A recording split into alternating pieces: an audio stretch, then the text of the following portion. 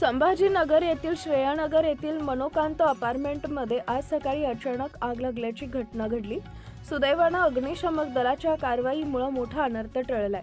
घटनास्थळी छत्रपती संभाजीनगर येथील पद्मपुरा अग्निशमक केंद्राचे पथक तत्काळ रवाना झाले।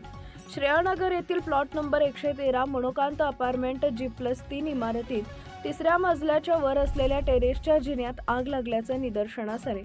आगीमध्ये सोलार मीटरचे वायरिंग, 4 लाकडी पाट तसेच लोखंडी धान्य कोट्यांमधील धान्य जळाले।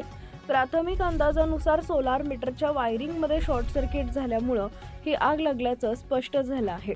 अग्निशमक दलाने घटनास्थळी पोहोचताच विद्युत पुरवठा पूर्णतः बंद असल्याची खात्री करून रशीच्या साहाय्याने होज रीलवर नेली आणि काही वेळातच संपूर्ण आग आटोक्यात आणली। या कारवाईत अधिकारी हरिभाऊ घुगे, अग्निशमक जवान सचिन फुले, प्रणाल सूर्यवंशी तसेच वाहन चालक प्रशांत गायकवाड यांनी विशेष परिश्रम घेतले।